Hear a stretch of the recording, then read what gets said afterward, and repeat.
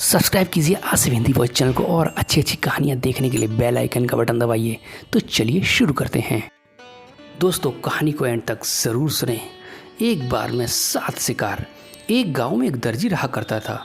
वह दर्जी कपड़े को सीकर पैसा कमाया करता था। वह बस इतना ही पैसा कमा पाता था जितने से उसका जीवन चल सके। वह दर्जी खुद को बहुत बहादुर मानता था। एक दिन वह दर्जी अपने लिए मिठाई लेकर आया। उसने अपनी मिठाई को रख दिया और काम काज करने में लग गया। उसने सोचा कि काम ख़त्म करने के बाद वह मज़े से मिठाई खाएगा। कुछ देर के बाद वह दर्जी का काम ख़त्म हो गया तो वह अपनी मिठाई को खाने की ओर बढ़ा, पर मिठाई में अब तक बहुत सी मक्खी बैठी हुई थी। दर्जी को उन मक्खियों पर बहुत गुस्सा आया। उसने एक कपड़े से मक्खियों को मारा। कपड़े से मारने के कारण 7 मक्खी तुरंत ही ज़मीन पर गिरकर मर गईं। इससे दर्जी बहुत ही खुश हुआ। उसे खुशी हो रही थी कि उसने कैसे एक बार में 7 को मार गिराया। अब उसके मन में बैठ गया कि वह एक बहादुर है। उसने अपने कपड़े पर लिखा कि एक बार में 7 शिकार। वह अपने बारे में सभी को बताया करता था कि वह एक बार में 7 को मार सकता है। ये सुनकर सभी ही उसको बहादुर मानने लगे थे। एक बार उस राज्य के राजा को एक दानव से परेशानी हो रही थी। वह दानव राज्य के पास ही एक जंगल में रहा करता था। वह समय समय पर राज्य पर हमला करता और लोगों को मार कर खा जाता था।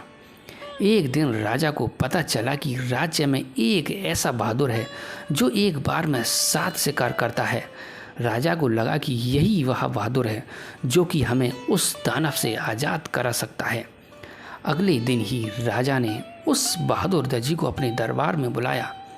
ये खबर सुनकर दर्जी रात भर सो न सका।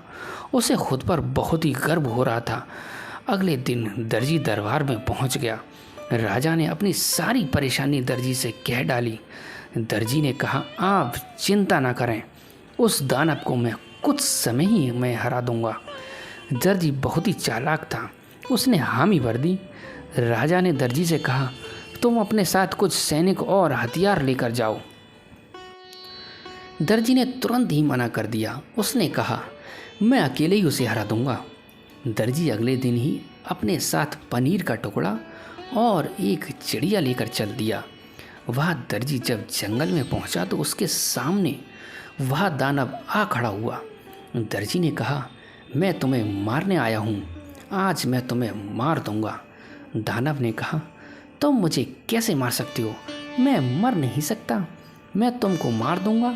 अगर तुम्हें विश्वास नहीं है तो मुकाबला करके देख लो। दानव ने एक बड़ा सा पत्थर उठाकर दूर फेंक दिया। दर्जी ने कहा, बस तुम इतना ही दूर फेंक पाए हो? ये कहते हुए दर्जी ने धीरे से अपनी जेब से एक चिड़िया को निकाला और ऊपर उछाल दिया। अब चिड़िया आकाश में उड़ गई, फिर वह कभी नीचे नहीं आई। दानव इस दर्जी से थोड़ा डरने लगा।